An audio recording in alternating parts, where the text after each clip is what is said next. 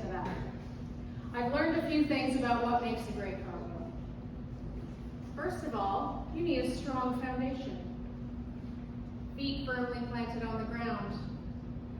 Arms up, tummy in. And then you pivot forward, putting your hands down on the ground, hoping that they're going to catch you. While at the same time, you launch your legs to the sky. You kick them up, you find a bit of balance until you flip back over onto your feet. This is what makes a good cartwheel. Right side up, upside down, back to right side up. And isn't it funny? Isn't that life? Isn't that what success in life is? Strong foundation, taking a risk, falling forward, catching yourself, trusting yourself, and hopefully getting back up onto your feet, and maybe even sticking the landing. Cartwheels are joyful, and they bring about a feeling of freedom and lightness, and they're pretty addictive. Dig into my pocket after my cartwheel.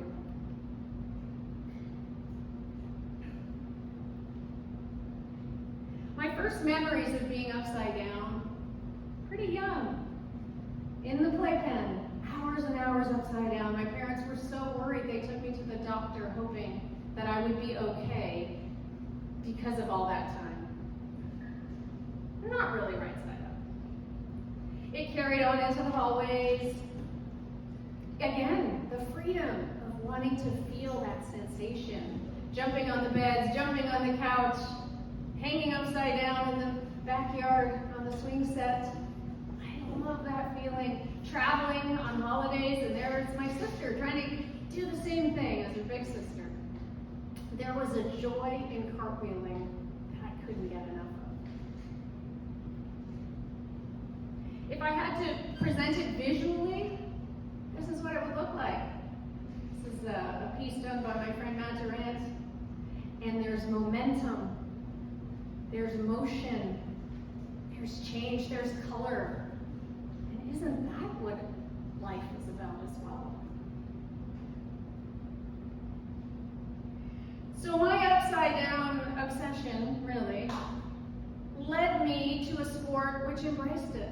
Not just accepted being upside down, but encouraged us to be upside down. Because the more we could protect ourselves from doing the same old moves, the better we got at gymnastics, because that was all about flipping and flopping and twisting and turning. And it was awesome. Felt great. This came, though, I have to say, not a straight line. There was some twists and turns along the way because I had tried diving and I loved all the turns and the, landing on your head in the water, trying not to make a splash. It was cold. And then I tried figure skating. And I love the jumping in the air and twirling around, but simple forwards and backwards skating, I just couldn't do it. And ballet, as good as it was for all the movements, was really quite rigid for someone like me who had so much energy inside of them that needed a place to go, and maybe you know that feeling. Sports is a great place, and gymnastics for me was a place where I could take that and explore what the world had to offer. It was curiosity that led the way. You can see here on the left is the beginnings. And after lots of hard work, there's some improvement on the balance beam. There was so much improvement, in fact, that I was honored to represent Canada at the Olympics. This was a dream that had come true after many hours of hard work, a lot of sacrifices, some injuries, and many of those, I don't want to do this anymore moments. It's too hard. But again, that feeling inside, that freedom, that upside downness was calling me. And here you can see, again, on the balance beam and on the floor exercise, and in the middle, one of my best memories from the Olympics was marching into the opening ceremonies in the big stadium, thousands of people cheering, and we had frisbees that we had been given that we could throw out into the crowd. And the coolest part of that was we were in the front row. because gymnasts, we're short, we're little. We got to be in the front row behind the flag bearer. So the Olympics were an incredible experience, proud moment for myself, for my family, for my coaches, my teammates. Falling in front of 12,000 people, that wasn't the plan. Day one of the Olympics, first event, balance beam. You know that 4-inch wide piece of springy wood that's about this high? You're not supposed to fall off. I did. On the easiest move ever, like nothing fancy. It was awful. There I was standing on the ground thinking, this is the Olympics. What am I doing off the beam? And in that moment when I wanted to crawl under the mat or run away, I looked over to my coach, looked over to my teammates, looked at the judges. I knew I had to get back up. I had to finish the routine. So I did, got back up, finished strong, and had a couple of days to reflect. And came back 2 days later for our 4 events and the optional exercises. And I'm happy to say I had my highest scores on 4 events and felt great. So in the end, it worked out. And again, a really proud moment to be upside down. Because it's the curiosity that was in me that took me to the movement. The movement, however, needed me to trust that I knew what to do, body and mind. The trust built the momentum to keep going, and the momentum built the confidence to know that I could do it. And so that is not just about gymnastics, is it? It's about life. When we have these in motion, we can accomplish many things.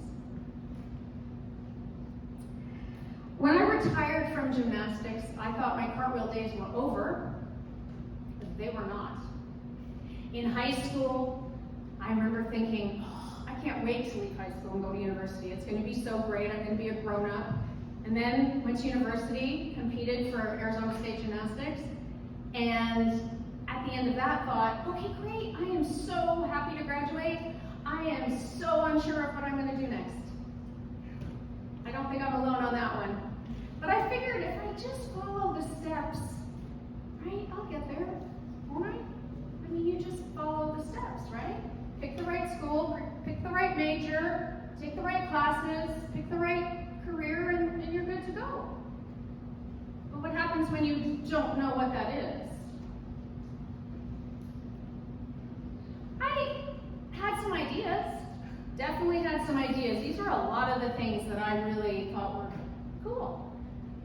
You know, I was curious about sports and recreation and arts and culture and geography and history, all the things. For me, picking a major in university, that was really stressful. I changed mine 3 times because my curious mind just wanted to explore.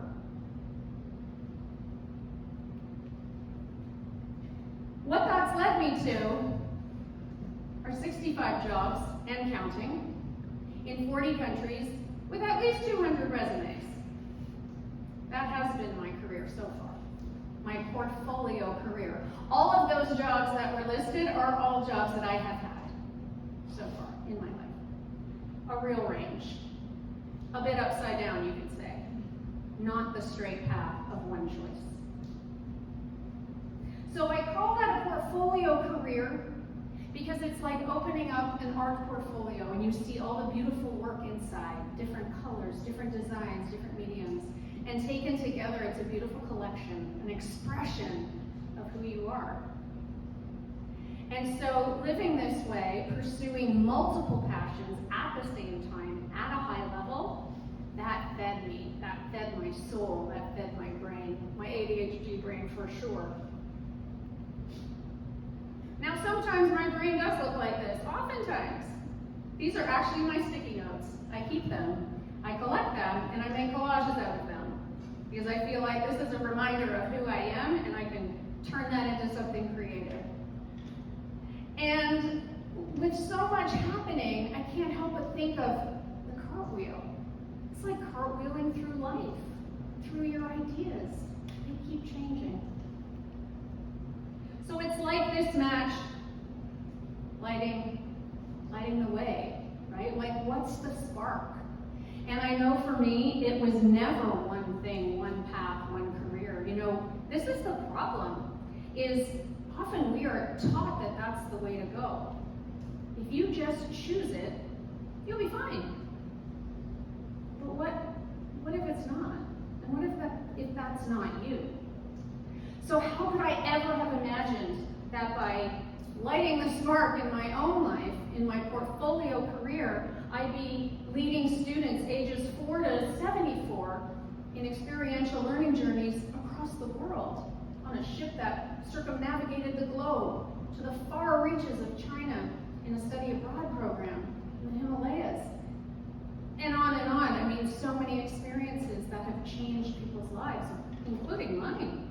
How could I have known that I would be in a Mexican circus, swinging around on a rope hanging by my ankle and thinking, this is fantastic?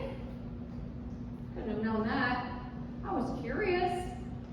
That was curiosity over certainty. How could I have known that I'd be sharing my story, Kika the Upside Down Girl, a children's book about, yes, an upside down girl. They say, write what you know. I wrote what I know, and these kids, they're taking it in. And I'm hoping they will live life in their own direction. And how could I know that I would turn people's drawers and cupboards and spaces in their basement upside down to help them declutter, not just the physical, but the mental? These are all experiences that I was not certain about. Curiosity drove me there. We have a choice, don't we? At all stages in life. Do we take the straight path? Do we take that one route? Do we try so hard to fit? You know, I've felt like I'm fitting the square peg into a round hole. I'm trying, but it doesn't work. And that's where you can get frustrated and taken off the path. But I always like to think, it's not one path for me, it's a super highway. And there's many off-ramps, many ways to go.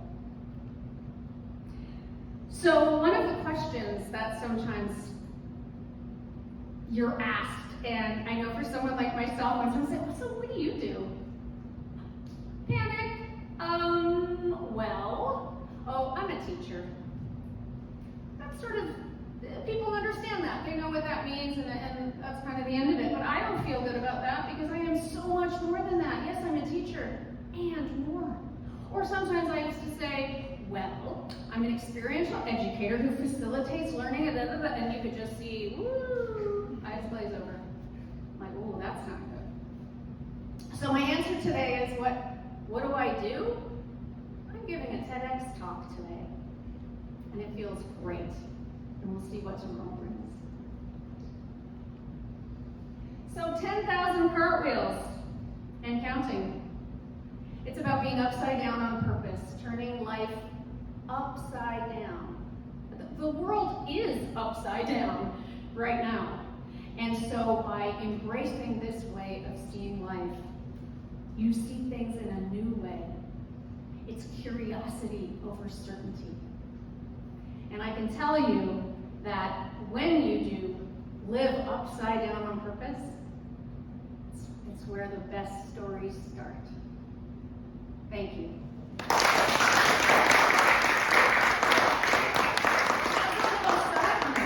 I will teach anyone a cartwheel if you're interested. Just out here in the hallway.